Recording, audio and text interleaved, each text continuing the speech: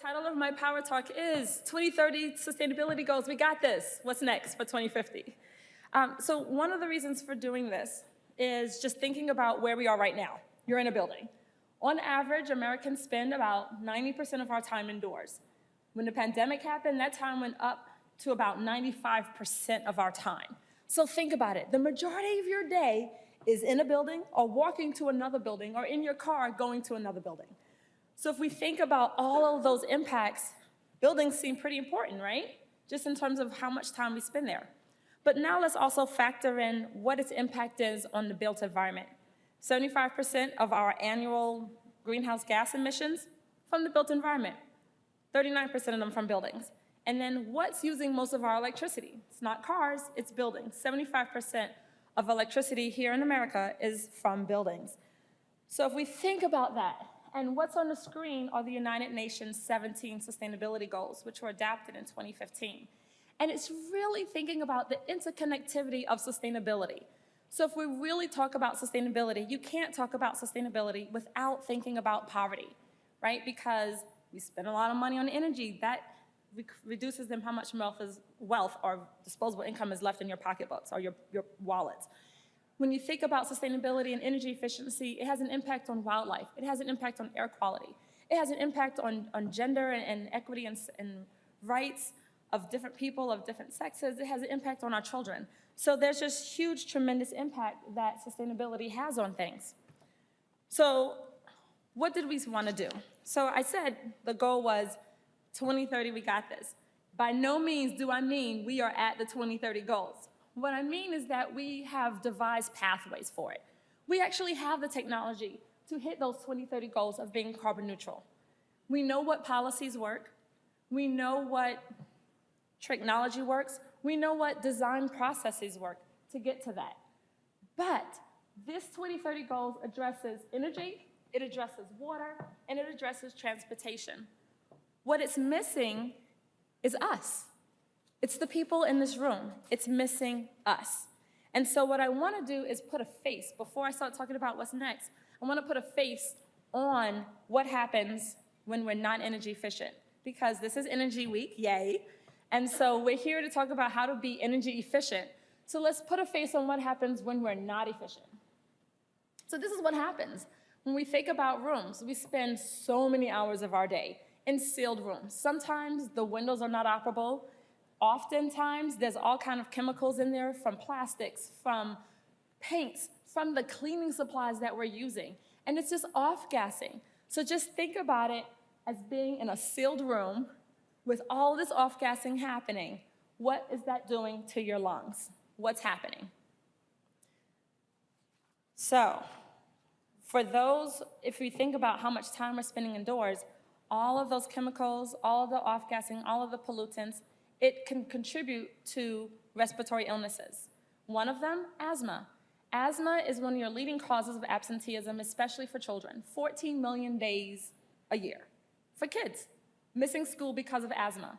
But it's not just missing school. Think about it. That air quality, this asthma, it's now going to affect finances. It's affecting our medical industry. It's affecting the education of the child. It's affecting the lifespan. And it's affecting, our finances on an individual family level, but also on a global level. So what else is the other face of energy efficiency? When we're not efficient, people will do things so that they can be efficient in homes.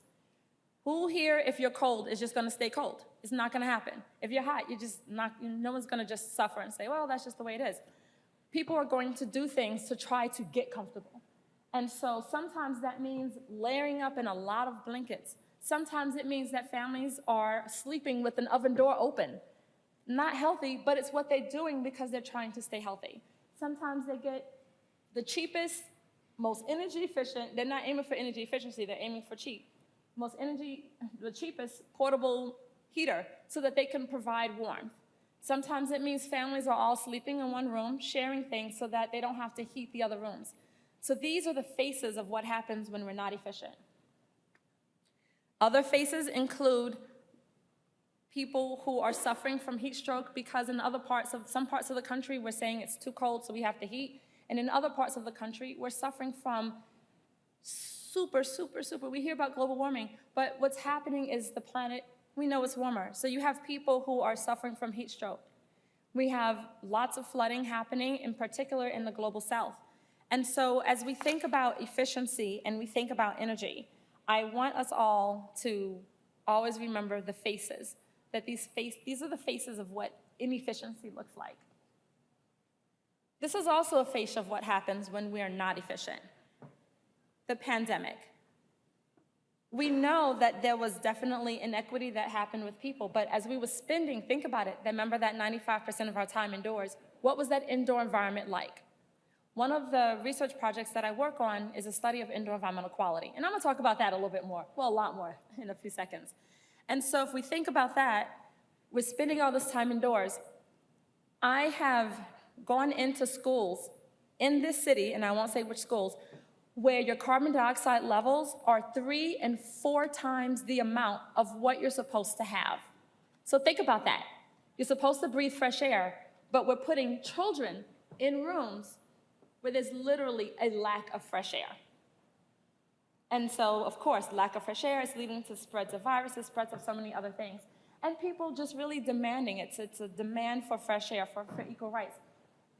And then if I bring equity in, because I can't talk about energy without bringing equity in, just understand what that means, that there's an energy burden that's happening on people, especially people of color, especially Black, American Indian, and Hispanic families who are paying a disproportionately high amount of their energy, of their disposable income, on energy.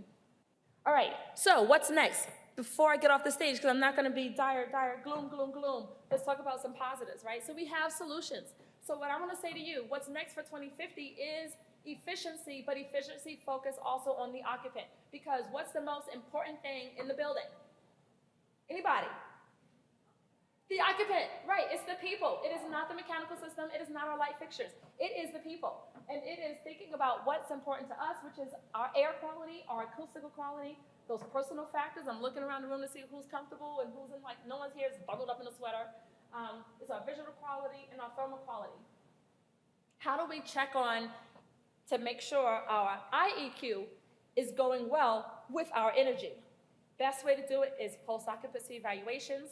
And this is where we do what we do best at Carnegie Mellon, which is interactive collaborative research, where we work with architecture, engineering, computer science, robotics, and machine learning to measure and use robots to measure that environmental quality, to talk to our building automation system, and talk to the occupants. That's my son right there, who's also in the room, with a robot asking him if he's comfortable with his environment, and then telling him whether or not the temperature is good or bad. So wouldn't it be great if all our buildings had labels, but alas, they don't. But why not? Isn't that a goal for 2050? So that we can say, let's benchmark and make it transparent for all of our buildings to tell you what's happening with the energy, what's happening with the water, and what's happening with the air quality, the acoustical quality, the lighting, and the thermal quality. Because remember, what's the most important thing in the building?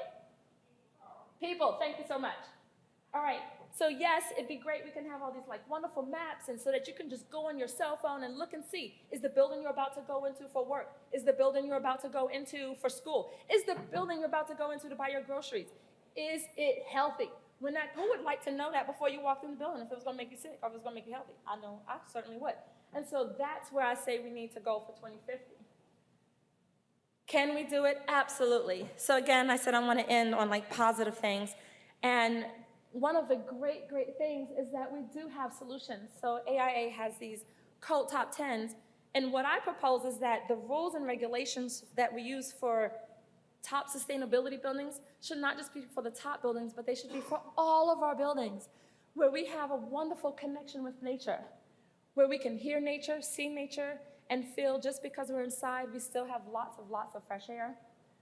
Where we remember that sunlight is a dream. I wish there were windows in here. I love windows. Where we can just feel the warmth of the sun bathing on us, but not too much sun, because we also have to think about solar gain and make sure we use the right type of windows and shading devices. Where our children are happy, our children are healthy, and we're leaving a planet for them that is not only energy efficient, that is not only water efficient, that is not only carbon neutral, but that is healthy. That is healthy for us, that is healthy for our children, and healthy for our children to come. So with that said, I thank you so much. I welcome questions, and I challenge everyone that our goal for 2050 is efficient buildings, but also buildings where we remember that the most important part of a building is what again? People, and we make sure that it's good for people. Thank you.